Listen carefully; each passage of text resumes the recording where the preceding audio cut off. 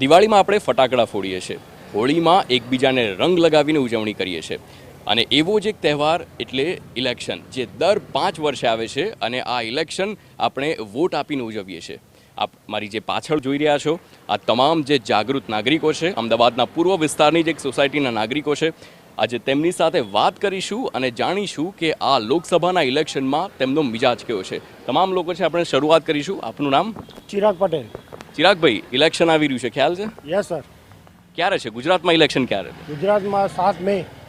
7 મેના રોજ ઇલેક્શન છે. મને એમ કહો, તમે આ વખતે વોટ આપશો તો સૌથી અગત્યનો મુદ્દો કયો તમારા માટે? સૌથી મહત્ત્વનો જે મુદ્દો છે એ છે આપણે જે ડેવલપમેન્ટ છે, રોડ રસ્તાઓ અને એ બધાનું ડેવલપમેન્ટ આપણે થવું જોઈએ અને એજ્યુકેશન પર્પઝથી બી આપણે આગળ વધવું જોઈએ કે એજ્યુકેશન પર્પઝથી આગળ તમે કેવી રીતે છોકરાઓને પેલું કરી શકો છો એના ઉપર આપણે જોવું જોઈએ. આપણી સાથે અનેક ગૃહિણી પણ છે અને ગૃહિણીનો મત જાણવો ખૂબ જ જરૂરી છે કે તે લોકો શું વિચારે છે. મેડમ, આપનું નામ? સારિકા મેહુલ ગણાત્રા. ઇલેક્શન છે આ વખતે, તમને મને સૌથી પહેલાં એમ કહો, મોંઘવારી નડે છે કે નથી નડતી? મોંઘવારી બહુ જ નડે છે અને એ મિડલ ક્લાસ ફેમિલીને જ નડે છે, બરાબર. કારણ કે પૈસાવાળાને પણ ફરક નથી પડતો અને ગરીબોને ટોટલી અનાજ, કરિયાણું બધું જે પણ છે એ ગવર્મેન્ટ પ્રોવાઈડ કરે છે, તો એ લોકોને પણ નથી તકલીફ પડતી. પણ મિડલ ક્લાસ ફેમિલીને ટેક્સમાં બહુ જ પ્રોબ્લેમ થાય છે, કારણ કે ટેક્સમાં જ ઘણા બધા પૈસા જતા રહે છે. એટલા માટે એટલે આ વખતે ચૂંટણી છે તો તમને શું લાગે છે કે દેશ માટે અત્યારે મુદ્દો કયો રહેશે? મોંઘવારી રહેશે, વિકાસ રહેશે કે પછી બીજા અનેક છે? રામ મંદિર પણ એક લોકો કહે છે મુદ્દો છે. તમારા મતે કયો રહેશે? કરપ્શન અને મોંઘવારી.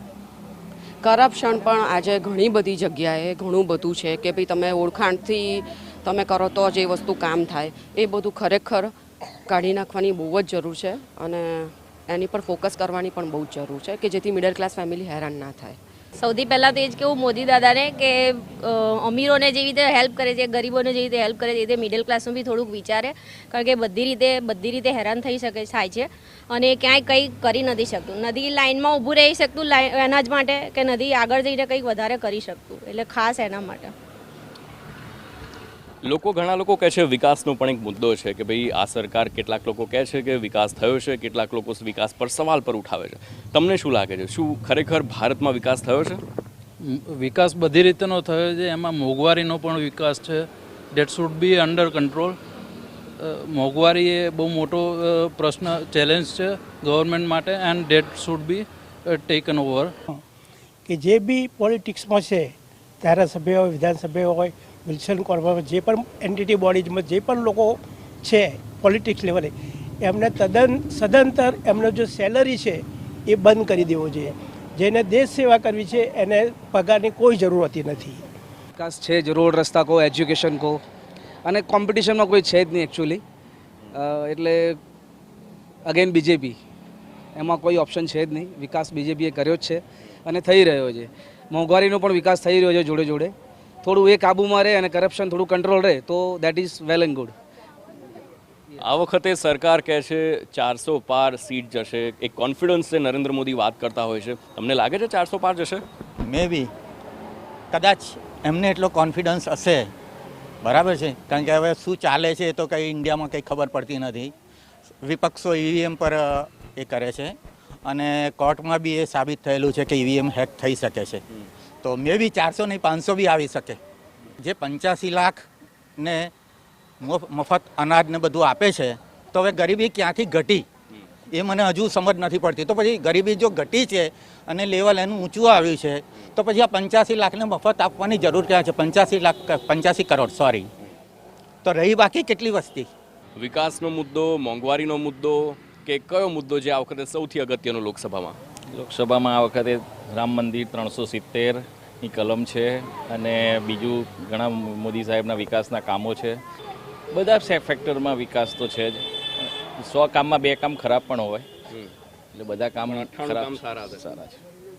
શું લાગે છે આ વખતે લોકસભાનું ઇલેક્શન છે, કેવો ગરમ માહોલ છે રાજકારણનો? એકદમ ગરમ. કયો મુદ્દો સૌથી અગત્યનો? રામ મંદિર 370ની કલમ. એટલે રામ મંદિર બન્યું તો એનાથી ભાજપની અને એનડીએની સરકારને ફાયદો થશે? પૂરેપૂરો. અચ્છા, પણ મને તો ઘણા લોકો એવું પણ કહે છે કે મોંઘવારી વધારે છે, તો કયો મુદ્દો? નથી કોઈ આવક એવું કહે છે કે અમારી આવક વધી એવું કોઈ કહે છે ખરું? એવું તો કોઈ કહેતું જ નથી. મોંઘવારી વધી એવું જ કોઈ કહે છે જ ને. કાંકરિયાનું તળાવ જોવાનું પાણીના 10 રૂપિયા રાખે બધા જાય છે જ ને, ક્યાં કોઈને તકલીફ તો પડતી નથી. એટલે મોંઘવારી છે કે નથી? ના, બિલકુલ નથી. આવકના પ્રમાણમાં વધી જ નથી. એટલે તમારો કહેવાનો અર્થ એવો કે મોંઘવારી વધી છે તો આવક પણ સાથે વધી છે. હા, પુષ્કળ વધી છે. એ તો કોઈ કહેતું જ નથી.